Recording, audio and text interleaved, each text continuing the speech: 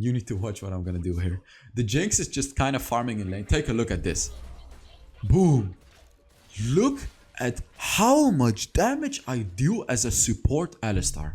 But this is not only it. Take a look at this. I'm waiting for my cooldowns. Jinx is like staying under her turret, you know, not thinking that something is up. I'm diving the Jinx. She tries to flash away. I just killed her under the turret as a stupid Alistar. I just solo killed Jinx. And he tries to kill me. Nope. I'm running away. Just pushing him away with my second ability. And look at this. All the movement speed that I have. I didn't even die. Taking the heal. Oh my god. Look at this game. Yo, what is up guys? Welcome to another Wild Rift video. And today I have a new Alistar build for you guys. And I have been experimenting so much with Alistar to get to this build. I have a lot to say about the build. By the way guys, as always, I'm going to be explaining the build during the beginning part of the video. If you just want to skip straight to the gameplay, timestamps in the description. And as always, I'm doing a skin giveaway, giving away 7 skins, not 10, 7 skins this month. All you gotta do is put down a comment under this video to enter, you know, and other videos in April. Okay, so about building Alistar. Let me explain. I never ever go for Zeke's Convergence anymore. It is not good, okay? It's good, but it's not the optimal build. Let me explain to you how you should build Alistar. So in 90% of my games, no, actually 80%. In 80% of my games, I start with a Deadman's Plate. This is quite literally the perfect item for Alistar. It gives you armor, it gives you max health, but the most important thing is its passive. First of all, it gives you 5% bonus movement speed, which is really nice. Secondly, it allows you to stack momentum, which can stack up to 50 move speed, which is absolutely huge on Alistar. And thirdly, it gives you 100 damage, right? It gives you 100 damage on your basic attack after having all the stacks. So this item will not only increase your movement speed by a lot and your tankiness, but also your damage. Trust me guys, this item is an absolute banger on Alistar. So you can also get Thornmail first item. Let me explain. Now Thornmail first item is good if the enemies have a lot of healing, of course, you know, because this item is again like an absolute banger on Alistar, and especially if the enemies have a lot of healing.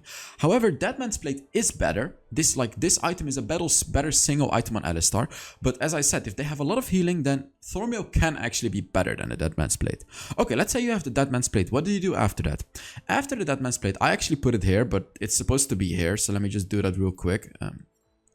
After that Deadman's Plate, you want to get boots, like at least tier 1 boots. And after the tier 1 boots, you have to decide, do I need Mercury Threads? Get Mercury Threads against a lot of ability power and stuns and things like that.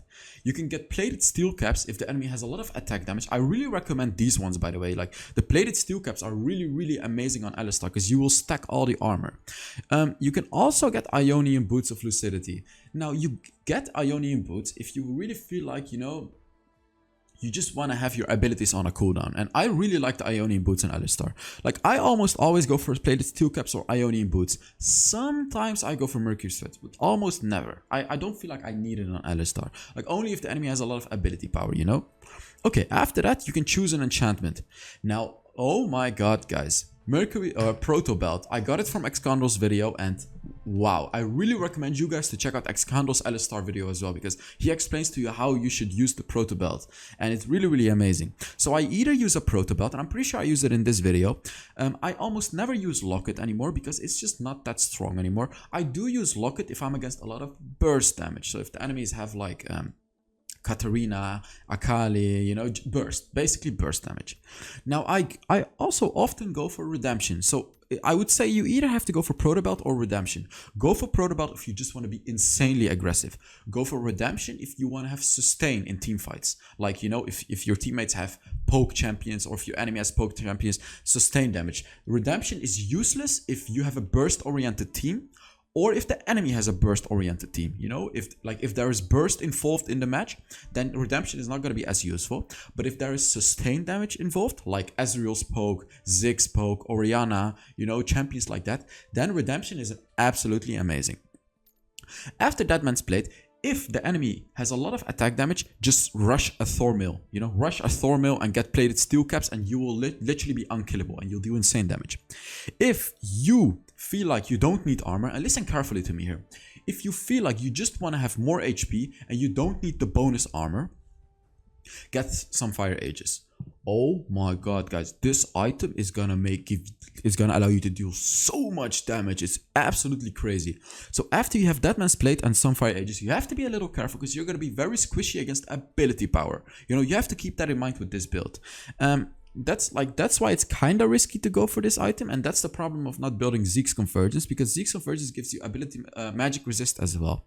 But I do it anyways, you know, because I really saw it work. You just need to be able to avoid the ability damage from the enemies. Like if the enemies only have one ability champion that doesn't really deal that much damage, go for this build, you know, go for Sunfire Aegis, and after that even a Thornmail.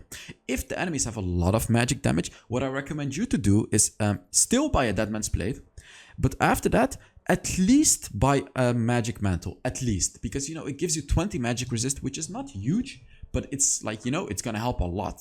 So I really recommend you to, like, you know, just get this tier 1 item after your first item if the enemies have a lot of magic damage. So after these two items, it's situational, you know. If you feel like you need a Thornmail to reduce the enemy healing, get Thornmail.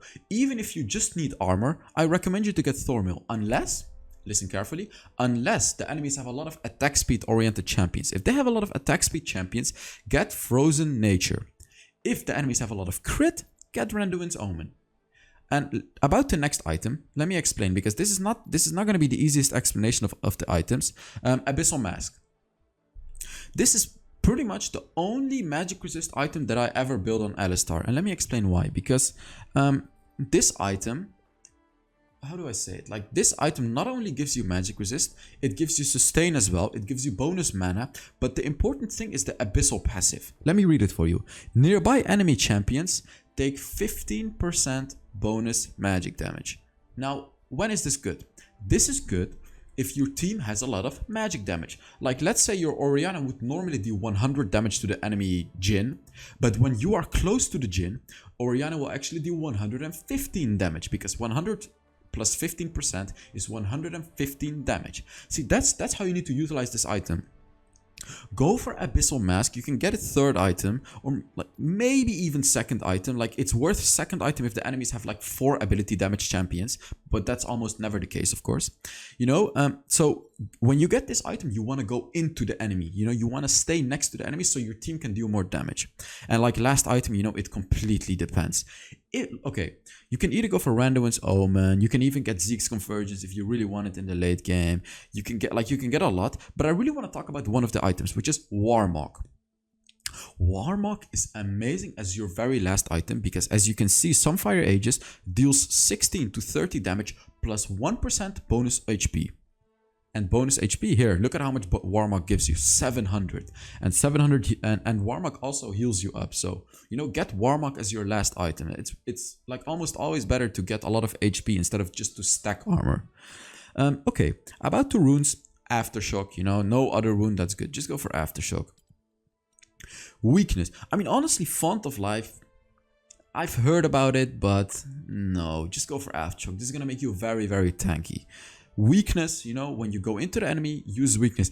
I have genuinely tried Champion Rune because I wanted to deal like full damage Alistar, but it's kind of hard because I play very aggressively and sometimes I dive under the turret, so, you know, you can die. It's not worth going for Champion, so just go for weakness.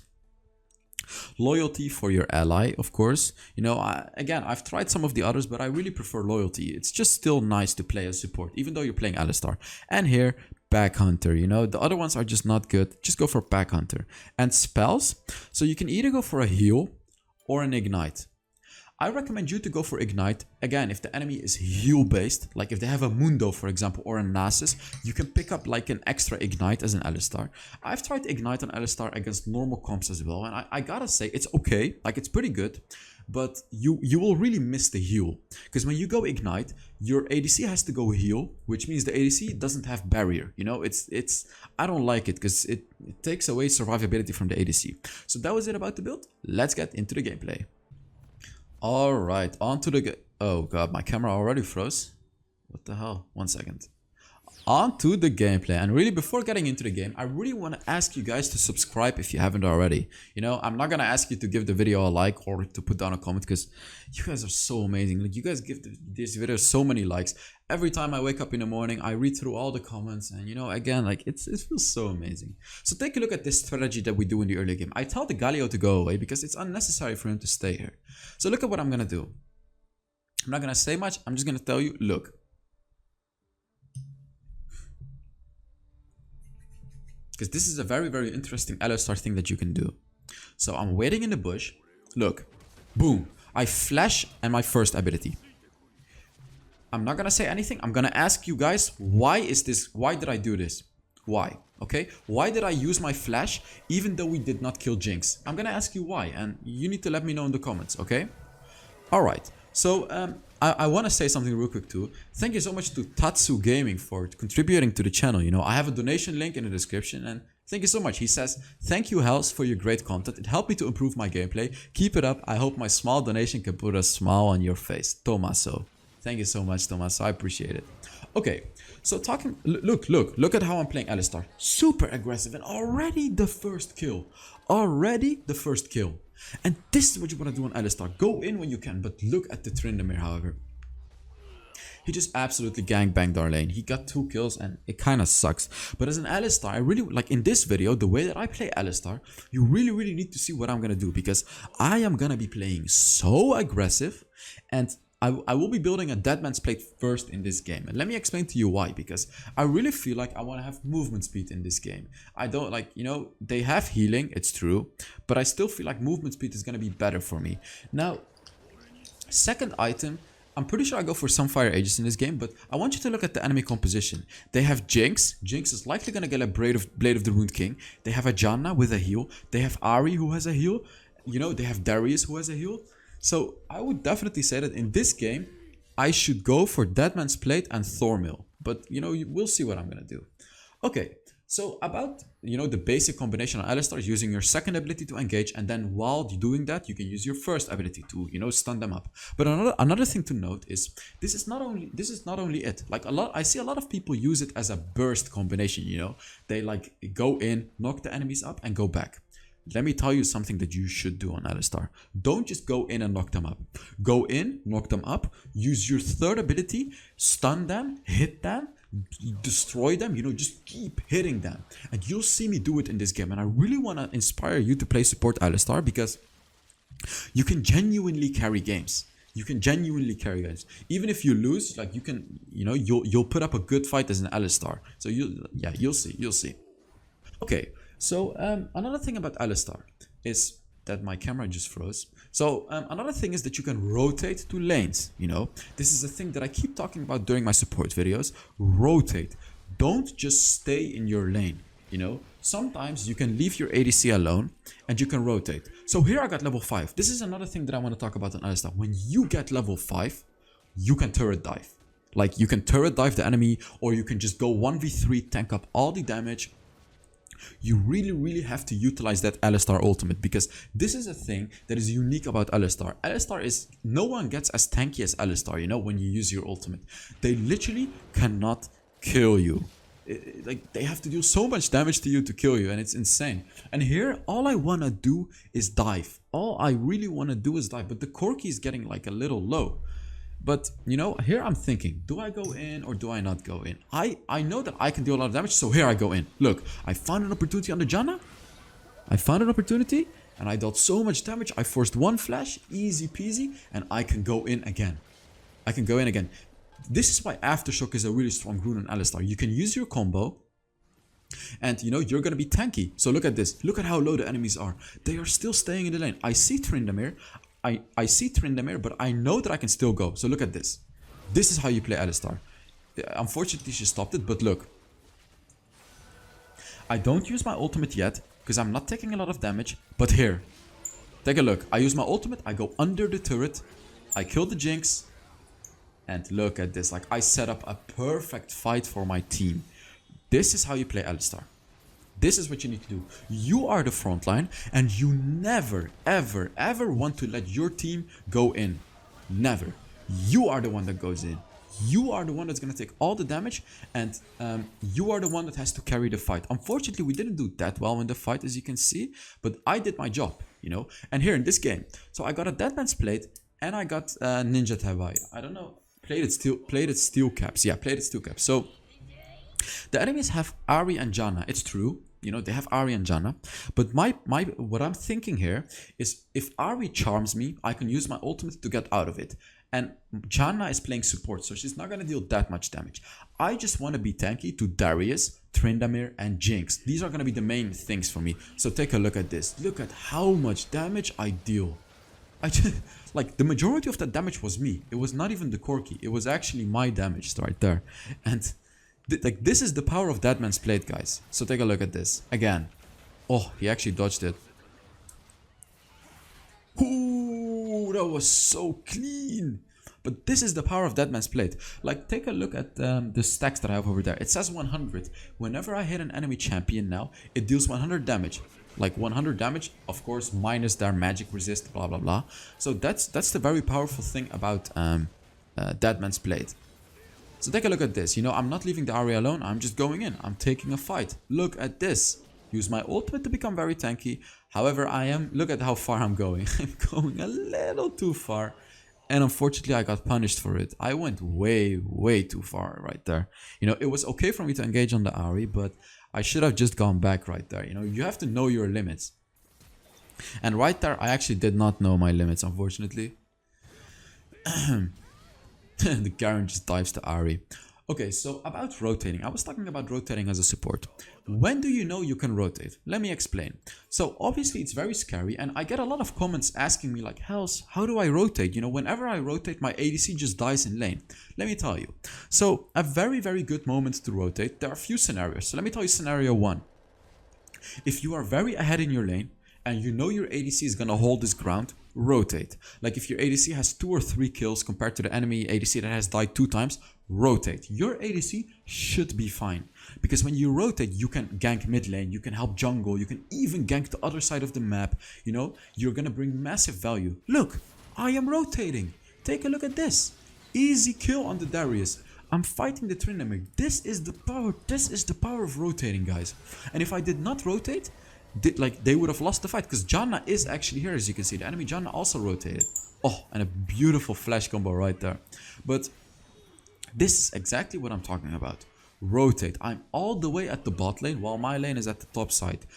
You don't want to leave your team alone. Here again, take a look at this. Chasing the guy with my Deadman's Plate. And oh, his ult actually kind of trolled me right there. But the Deadman's Plate is going to allow you to catch out enemies whenever you can, you know. When you have a Deadman's Plate, chase the enemy. Deadman's Plate plus boots are going to make you incredibly fast, you know. So you're going to be able to chase down enemies even though you think you can't. And here, look at the CC. My knock up, Galio, and easy peasy kill even though I'm this low. How aggressive am I playing, guys? And this is what you need to do on Alistar. You have to be the super obnoxious, annoying Alistar that everyone hates. And the funny thing is, if I get a Thornmail, I'm actually gonna be able to 1v1 Darius. You guys are not gonna believe me, but I am genuinely gonna be able to 1v1 Darius with that. But I can only 1v1 Darius if I'm a little close to my turret, because I have to have an escape point, you know. So it's actually kind of funny, because I will be taking I'm pretty sure I'm gonna take a 1v1 with the Darius later on in the game. So you'll see how cool that's gonna be. And here, okay, you need to watch what I'm gonna do here. The Jinx is just kind of farming in lane. Take a look at this. Boom. Look at how much damage I do as a support Alistar. But this is not only it. Take a look at this. I'm waiting for my cooldowns. Jinx is like staying under her turret, you know, not thinking that something is up. I'm diving the Jinx. She tries to flash away. I just killed her under the turret as a stupid Alistar. I just solo killed Jinx. And he tries to kill me. Nope. I'm running away. Just pushing him away with my second ability. And look at this. All the movement speed that I have. I didn't even die. Taking the heal. Oh my god. Look at this gameplay, guys. Here I was trolling him.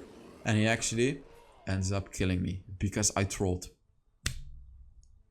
What a big facepalm. If I just ran to the bottom, I would have actually survived. But guys, this is the power of Alistar. You can 1v1 an enemy ADC. Like seriously. Like Alistar used to already be able to do this, but especially with the new item Sunfire Aegis and the nerf to ADCs, now it's even stronger to do this on Alistar. Like Alistar is gonna be even stronger, you know. And please guys, don't play passive on Alistar. Please learn from this video. I actually have another Alistar video as well. You know, just look up HellsDevil Alistar on YouTube if you really want to get good at Alistar, because in that video I give more basic tips. Like in this video I'm giving tips that I didn't actually give in that video yet. Same for that video, by the way, you know. So if you really want to learn Alistar, make sure to check out that video. Okay, here. Look at how fast I am. We even have the Cloud Dragon, by the way. Like, this is the crazy thing about having Deadman's Plate and Boots. You're so fast. And here, I'm just, you know, I'm not scared of the Ahri. I'm just going on her. Like this, like you shouldn't be scared of the enemy. Even though I have 0 magic resist, I am Alistar, you know, I'm still gonna be fine. So take a look at this. Oh, I got trolled by the tornado again. I'm looking for a good moment to use my ultimate, but it doesn't feel like I can do it yet. So here I'm just, you know, I still have my ultimate. I'm using Flash, you know, my first ability plus Flash. Unfortunately, Darius killed me because he deals true damage, so his ultimate will actually shred right through your ultimate. But it was still worthy to engage. But look at this, we're actually losing. Wow. Damn. Not good. So another thing to note about Alistar is, so when you go for a build like mine, which is full armor, against a team that does have magic damage, like Janna and Ahri, you know, be wary of it. Like, don't ignore them. Like, you know, of course you're going to be very tanky against the attack damage carries, but don't ignore the Ahri. Because if the Ahri gets a good combination on you, she's actually going to deal, she can deal like 30-40% of your damage, maybe even kill you, you know. So keep that in mind. Keep that in mind, guys. Like, you're going to be very squishy into ability power if you have a lot of attack them armor, you know, and no ability magic resist. So take a look at this. Again, fearless Alistar just going on the Jinx, and look at this damage. What? Oh my god. The Jinx has no chance against me. The Jinx genuinely has no chance. Like, this is crazy. Why is a support allowed to do this? And look at this.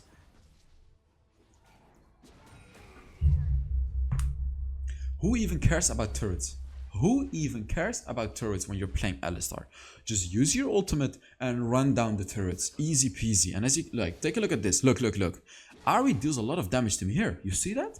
Like, this is what I was talking about. I was disrespecting the Ahri damage here, and I actually ended up taking quite a lot of damage from her. This is what I was talking about, to be careful of, you know? Don't disrespect the enemy magic damage if you have 0 magic resist. Even though the enemy Ahri is behind, she's still gonna do quite a lot of damage to me. So take a look at this. Oh my god. Oh, and I did die. I did actually die, but it was still worthy. Oops, 1 second. Yeah, okay. So, I'm pretty sure like this video should already prove to you that you can actually carry games on Alistar. Like, I've had games where I dealt the most damage as Alistar, but I didn't upload those games because those games were too easy. Because like, this game is not too easy, you know, they're actually putting up a fight. But I didn't actually upload those games. But trust me, you can actually deal the most damage in your game as an Alistar support without building any damage, without building any real damage items, except for the Sunfire Aegis, of course. Okay, wow, I talked quite a lot during this video. Damn. Guys, make sure to follow me on Instagram as well. You know, I'm gonna post more personal things on the Instagram. So if you're not only watching my Wild Rift videos, but if you're also watching me, you know, if you like me as well, make sure to follow me on Instagram, you know, to get to know me a little more on a personal level. Like, I'm gonna post stories and new posts of like me, things like that, you know. Make sure to follow me on Instagram if I do that, right? I'm also planning to make like a TikTok account very soon where I upload highlight clips. I really don't know if I'm actually gonna do it, but I'm thinking about it, you know, like of making a TikTok. It kind of sounds silly, but it's very good to upload highlight clips, you know, for you guys to check out, like pentakills, very clutch 1v3s, you know, some cool stuff. I'm thinking about it. I don't know yet, but I'm thinking about it. Take a look at this. They're fighting without me, and what is gonna happen? They're gonna lose, you know. If they don't have their Alistar, their main frontline, it's gonna be really hard for my team to win. And now I'm ready, and Easy peasy fight. Look at this. I use my ultimate, going in hard. I'm just focusing the jinx, using my heal to, you know, get movement speed, but it's still not enough to get there. Oh, I actually filled my combo. Unbelievable.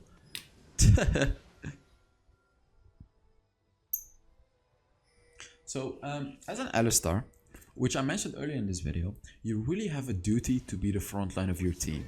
And if you don't do it, like if you're not there during the team fights, your team is really gonna struggle, okay? Because you are literally a wall. You're gonna be a wall for your team. And if the wall is not there, like the wall is not gonna stop all the you know, all the stones that are being thrown at it. All the stones are gonna be thrown at the faces of your ADC and mid laner if the wall is not there, you know? So you have to be there, be the wall for your team. Because it's gonna be like, then the team has to break through the wall first. And while the enemies are trying to break through your wall, you know, your team is throwing at them. So keep that in mind. You are the wall and you wanna be there. Like here, I am actually not there. But this was my team's fault. Like, they're fighting without me. It's true that they're winning, but I would say that they're kind of taking unnecessary risk here. Like, you know, there's, as I said, they're winning, but it is kind of an unnecessary risk, you know, because if the enemies actually turn the fight, because it's a 5v4, you know, they can make a comeback. They can genuinely make a comeback. So look at this. Look at this. I just proto belt. I go in. I tank everything. I'm tanking a turret and I'm tanking the Nexus. Yes. So it's just crazy, man. Why am I saying Vein Crystal? Really? Like the nostalgia. Like I think around 5% of my viewers know what a Vein Crystal is. You know, for the real nostalgia. Here we're actually kind of making a mistake, you know, we're getting a little too far. We gave them a shutdown kill on the Galio. However, it's okay, because Corki is pushing bot lane. And the reason that we lost the fight is because we took a 4v5. We should have just kind of backed off, because the Corki was split pushing, you know. We just need to back off and let the Corki split push. Don't take unnecessary 4v5 fights, because I'm gonna give you an example. If your teammate is split pushing, what you want to do is to wait for the enemies to fight you. You don't fight the enemies. And this is so important. I see so many people in solo queue that don't understand this concept. If your teammate is split pushing, especially if your teammate has a teleport boots, wait, let your teammate split push and make the enemies deal with it first, and then you can fight, you know, because it's gonna be good for you to wait, because if the enemy waits as well, then your teammate is gonna get turrets. And if the enemies take a fight, you know, you can just kind of play it a little passive, the fight, and your ally is still going to push. And if the enemies rotate to your ally, you know, your ally is going to be in a 1v1. And it's likely that that someone that is very strong in 1v1s is going to split push, like Fiora, Darius, you know, things like that. And then your ally is going to win that 1v1, and you're going to have a 4v4, you know. So these are all advantageous for you. So keep that in mind, please. You know, when your teammate is split pushing, don't make the mistake that me and my team just made. Back off, make the enemies react to it, and then do something, okay?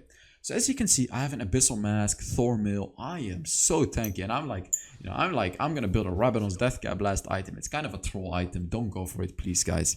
But like, this game is over, you know, this game is absolutely over. And I did my part in winning this game. So I want you to check out how much damage I did in this game. So let's see.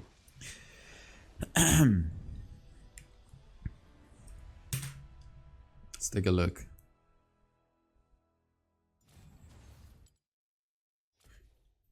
So here, it's almost 18,000 damage, which is quite a lot, you know. So yeah, thank you very much for watching. By the way, I brought back a new end screen. I made a new end screen in Photoshop, so check it out right now. Bye bye.